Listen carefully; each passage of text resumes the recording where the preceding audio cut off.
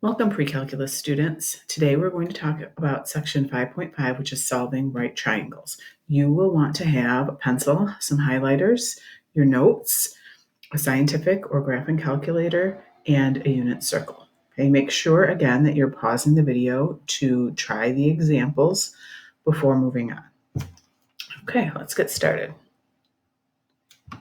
So we're going to talk about using sine, cosine, and tangent to solve an equation, to actually find the angle. Usually we have known the angle measure and then use sine, cosine, or tangent to figure out a missing side. Now we're going to actually try to find an angle. So for these first couple, you're going to want to start with your unit circle and think about how you could solve each of those equations. So how could you use the unit circle to figure out what angles give you those trig values? Okay, so for the first one, it says the tangent of x equals 1. So the tangent of what angle is equal to 1? If we take a look at our unit circle, we'll see that happens in a couple of different places. So the tangents are the circle values around the sides, and I see the tangent is 1 here at 45 degrees, and then down here at 225 degrees. So we'll talk more about solving trig equations later on in the semester. Right now, we're going to focus, because we're working on right triangles, our answers need to fall between 0 and 90. So we're going to say 45 degrees. Though it is true that it does happen in more than one spot. And if we think about it, it really happens infinitely many times, because we could keep rotating, right, adding all those coterminal angles to get more values. But for now, we're just going to focus on the possible angles in a right triangle. Okay, so for this one, we would say x equals 45 degrees. Now, a lot of times when we solve equations, we use inverse operations to solve them. So if we were solving something like x plus 5 equals 7, to get the x by itself, the inverse of adding 5, we would say is subtracting 5, and then we would do that to both sides and get x is 2. Or if I had 5x equals 25, the inverse of multiplying by x is dividing. The inverse of multiplying by 5 is to divide by 5, so I would divide both sides by 5 and get x is 5. Now, with trig functions, mathematicians didn't come up with a completely separate operation to describe what the inverse operation is. They just call it the inverse, right? So the inverse of taking the tangent is just called the inverse tangent. And the notation we're going to use for that is going to be tangent with a -1 for the exponent. So the inverse tangent of the tangent of x equals the inverse tangent of 1.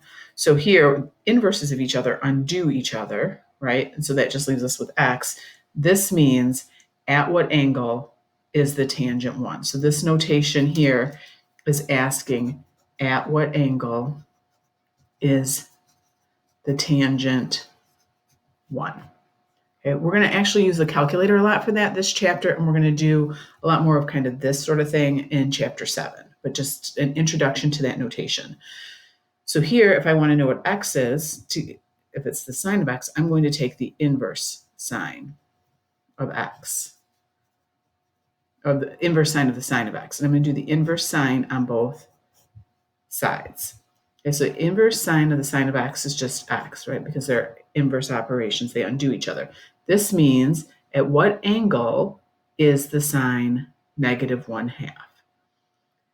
Okay, so at what angle is the sine -1/2? Okay, and we see that happens in a couple of different places, right? So it happens down here at 330. It also happens over here at 210. And then I was just talking to you about, we want to give answers that would be in the first quadrant. This isn't really an example that falls into that kind of situation. So we could say 210, we could say 330. We could also get fancy and say -30, right? I could have rotated. In fact, that is the answer that your calculator would give you if you were to do the inverse sine of -1/2 in your calculator. It would give you -30. And we'll talk more about why that is in chapter 7. So for now, you could say any of those. You could say x is 210. You could say x is 330. You could say x is -30. Any of those would be fine. Okay, so now for these next ones, we want to evaluate each expression, and it says to assume that all the angles are in quadrant 1. Okay, so now another notation for inverse tangent or inverse sine or inverse cosine is arc cosine or arc sine or arc tangent. So when you see arc sine, that's the same thing as inverse sine. Okay, that's at what angle, right? Or if you see arc cosine, that's the same as inverse cosine, or arc tan is the same as inverse tangent. Okay, so for this one, you might be thinking, okay, well, the cosine of the inverse cosine, they undo each other, right? So this is just 2/5. It's kind of like up here when we had the inverse tangent of the tangent and just gave us x. The cosine of the inverse cosine or the arc cosine of something is just that something. And we could also see that if we were to draw a triangle. So it says assume all angles are in quadrant 1. So let's say I draw an angle that has an inverse cosine of 2/5. So I have an angle, and the relationship for that angle is that the cosine is 2/5. Okay, that's what this is telling me. Okay, so that's adjacent over hypotenuse. So I could label this triangle with an adjacent side of 2 to this angle and a hypotenuse of 5. Now, really, it doesn't matter where you put the angle here or here. I mean, this is the right angle, so it can't be there. It could be here or here. It's just that when you label it, you want to label it so wherever your angle is, the side adjacent is 2 and the hypotenuse is 5. I just draw it consistent with how we were drawing our triangles before, so that I'm just making it easier, not thinking of two different things. Okay, so this right here, I use to label my triangle. And now I want to figure out the cosine of that angle, which would be adjacent over hypotenuse. So that's another way to confirm it's 2/5. We're going to use that idea for B and C. So what you're going to do is you're going to use the inside, the parentheses information to label your triangle. And once you've done that, then you're going to find the tangent of that angle. Okay, so go ahead and first draw triangles that would fit these criteria. Okay, so that you have an angle where the cosine relationship would be 4/5, so that you have an angle where the sine relationship would be 2/3. So go ahead and pause and start with that. Okay, so I'm going to draw an angle, it says in my first quadrant. So here's my angle x. This tells me that for this angle x, the relationship is that the cosine is 4/5. So that's adjacent again over hypotenuse. So here's my side adjacent. Here's my hypotenuse. Okay, in this case, I want the tangent of this angle. So basically, I want the tangent of my angle x. Right? I want the tangent of the angle with this relationship. Okay, I drew my angle here with that relationship. So basically, I want the tangent of x. All right, so tangent is opposite over adjacent. So I need this side. Okay, remember I had mentioned before our Pythagorean triples. So this side I know is 3 because this is 4 and this is 5.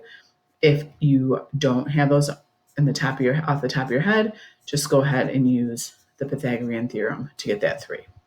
Okay, so my tangent is opposite over adjacent, so 3/4.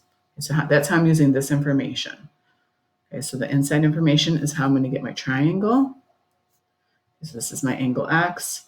My relationship is sine, so that I have an angle whose sine is opposite over hypotenuse. So my opposite is 2, my hypotenuse is 3. This isn't a triple. So I'm going to do a squared plus 2 squared equals 3 squared. All right, so a squared is 5. So a is positive or negative root 5. Because this is in the first quadrant, it's positive root 5. Okay, so I have my triangle labeled. I now want the cosine of the angle with this information. So I want the cosine of x, which is adjacent. So my root 5 over hypotenuse, which is 3. Okay, so more practice with that idea of drawing triangles, labeling triangles, and then getting information from there. Okay, so moving on. I have a right triangle, FGH, and we're asked to find angle H. Okay, so up until now, we've been primarily asked to find sides. Now we can talk about finding angles. Okay, and remember, in general, if you have a capital, angles are capital letters. The side opposite that angle is represented with a lowercase letter. Right? So big H, little h, big G, big F, little f. Right? Sides are lowercase, angles are uppercase. So first thing I'm going to do is I'm going to label this triangle. So this is 28, H is 21, and I want to find angle H. So I want to find this guy right here. So in relation to this angle that I'm trying to find, this 21 is the side opposite. This 28 is across from my right angle. That makes it's my hypotenuse. Okay, so then I think what trig ratio relates opposite and hypotenuse? That's the sine. So the sine of H equals the opposite, so 21, over the hypotenuse, which is 28. Now, to figure out what my angle H is, I have to take the inverse sine, right? To undo a sine, I have to take the inverse sine. So I'm going to do the inverse sine of the sine of H equals the inverse sine of 21 over 28. Okay, so the inverse sine of the sine of H just leaves us with H equals, now I need to figure out what that inverse sine of 21 over 28 is. So I'm going to show you that you can do it either using Desmos or you could use Inspire. So if I want to do the inverse sine, I'm going to have to hit where it says function right here, and there gives me my extra menu here. So inverse sine of, now I'm going to go back to my main menu, and I can just, in the parentheses, I can just type in 21 divided by 28, right? And I can just enter that all in one. Notice I'm set in degrees, that's important. All right, and then get my answer. Oh, what did I do? Did I have something there that I didn't mean to have? There it is, sorry. All right, so 48.6, and that's degrees. Okay, so 48.6 degrees. Now, if you're using an Inspire, the first thing you want to make sure is that your calculator is in degrees. It could be in radians. It defaults to radians. If it's the first time you're really using it, it will probably be in radians. You can tell because it says right here at the top what it's in. Okay, so if it's not saying DEG for degrees right now, you want to go to the home screen. You want to go to 5 for settings, 2 for document settings, and you can see mine is set to degrees. Yours might say radians, right? So if yours were to say radian right now, you would arrow and toggle and change that to degree. And then you want to choose make default. So not just okay, make default. So that means for every single document you open or every single scratch pad, make default. You can tab or just arrow to get down there. Click in the middle there, and it will say apply your settings to open document and save them as default for new documents in Scratchpad. Yes, that is what we want to do. Okay, so then when we go back into our Scratchpad, yours should say degree. Okay, to get to the trig options, sine, cosine, and tangent, and all the inverses, it's this trig key next to the number 7. Okay, and then there are all of our options, so the sines and their inverses. So I have to arrow down to pick inverse sine, and then I could type 21 divided by 28. And there I get my 48.6. Now, if your calculator is giving you like the exact value, if you go back into that document settings and change your calculation mode to approximate instead of exact, it will give you decimals instead of the exact value. So in this chapter, it's probably helpful to have it in that approximate mode. Okay, let's take a look at example 4. So many cities place restrictions on the height and placement of skyscrapers in order to protect residents in completely shaded streets. If a 100-foot building casts an 88-foot shadow, what is the angle of elevation of the sun? So go ahead and hit pause and try this one. Let's say this is my building. Let's say it's 100 feet and it has an 88-foot shadow. So let's say here's my shadow right here. It's 88 feet. Remember in section 4, we talked about that idea of angle of elevation, which is when you're looking up, right? So the angle from here and then looking up towards the sun, right? The sun's up here somewhere. I want to know what this angle is. Okay, so you can see I have a triangle. We're going to assume that the building is perpendicular to the ground, though I guess technically it could be a little bit angled, but we're going to assume it's a right angle. A lot of these problems you're going to have to assume it's a right angle. All right, so related to this angle, my 100 is opposite that angle we're looking for. So that is my opposite. This side here is adjacent to the angle that I want to find. So what relationship, what trig ratio relates opposite and adjacent? That would be tangent. So the tangent of my angle x equals 100 over 88. Okay, so then again, to get rid of the tangent, I have to take the inverse tangent for both sides. Okay, so that just leaves me with x equals, and then the inverse tangent of 100 over 88. Okay, just type that into your calculator. You should get 48.7 degrees. All right, one more example, actually a couple. All right, solve each triangle described. Given the triangle below, round to the nearest tenth. Okay, so when it says to solve a triangle, that means you have to determine all missing sides and angles. Okay, so all missing sides and all missing angles. Now we're really using the same triangle for both of these. I'm actually going to redraw the triangle over here so that when we do B, this one's not all marked up. I have a clean triangle to work off of. Okay, so go ahead, hit pause and try it, and then come back and see what you end up with. Okay, so for K, so K is 40, little k, that's the side across, is 26. All right, so easy first thing to figure out is this other angle right here, right? So I need to figure out angle L. If that's 40 and that's 90, I know all the angles in a triangle add up to 180. I can just subtract the 90 and the 40 and get 50. Okay, so I know this is 50. Okay, I know this side. Now, it doesn't matter which way you start. Like you could find side L or you could find side J. It doesn't matter. And because I know the 40 and the 50, I could use either angle to start with. I'm going to just start with my 40 because that was my given angle, but that is the only reason I'm picking it. And it does not matter if you were to pick the 50, you get the same answers. Just note the answers could be teeny tiny, like a tenth off of mine just because of rounding things, but it is fine. I look at those answers separately. Okay, so based on, let's say I want to find, I know K, let's say I want to find L. So relating to my 40, my K is opposite. Let's say I wanted to find my L, that is adjacent. Okay, so that means I would use tangent, right? So tangent of 40 equals 26 over side L. And then I would solve that equation. So I could multiply both sides by L. So L times the tangent of 40 is 26, and then divide off that tangent of 40. So L equals,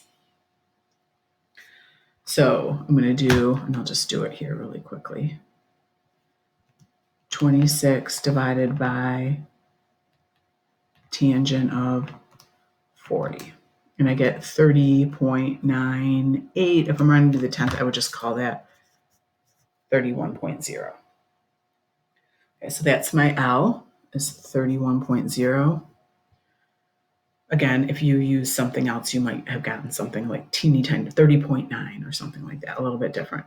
Okay, so now the last thing, so I found my L that I was missing, and the last thing I need is J. I've got so many choices right now because I could do sine, I could do opposite over hypotenuse, I could do cosine, I could use this 50 and do cosine or sine. It doesn't matter. There's so many choices, right? Or you could just go Pythagorean theorem, right? So I could do 31 squared plus 26 squared equals c squared, and just get it that way. So 31 squared plus 26 squared, and then I want the square root of that. So 40.5. Okay, so that would have been, I should have called this, what was I looking for? J. So J equals 40.5. Okay, again, yours could be a teeny tiny bit different. Like if this you had said that was 30.9, this might be 40.4. Okay, don't sweat that. Okay, if it's like within a tenth, you're good. All right, so for this one, I want you to try it. I'm not going to go through the whole entire thing. I will give you the answers though. Okay, so let's see, I was given this is 65 and I was given L was 55. Well, maybe we'll start at least by finding, because now I need to find both angles, right? I need to find angle K, I need to find angle L, and I need to find side little k. Okay, little k, I could just go Pythagorean theorem, right? I might as well, and you're going to get 5.9. Okay, so to get little k, I could do 55 squared plus k squared equals 65 squared. All right, now for the angles. First pick which one you want to find. Do you want to find K or L? It literally makes no difference, whatever your preference is. Okay, so let's say I want to find K. I have no reason for picking K. I just pick K. My sister's name starts with K. There's no reason. Okay, this 55 is adjacent to K. The 65 is the hypotenuse. So I would have to do the cosine of K equals 55 over 65. And then to get the K, I would take the inverse cosine of both sides. So K is, let me just do this really quickly here. So inverse cosine of 55 divided by 65. Sorry, I can't see what I'm typing. And I get 32.2 degrees. Okay, to get L, easy enough, right? Because I know the angles all add up to 180. So I can do 180, take away the 32.2, and take away the 90, right? So 180, take away the 32.2, take away the 90, and I get 57.8 degrees. Okay, and then I was just looking at, my answers that I'd had from when I had done this last time, and they were a teeny tiny bit different. It's going to happen. It's okay. All right. It depends. Like maybe you started with angle L. Okay. All right. So that is it for solving right triangles.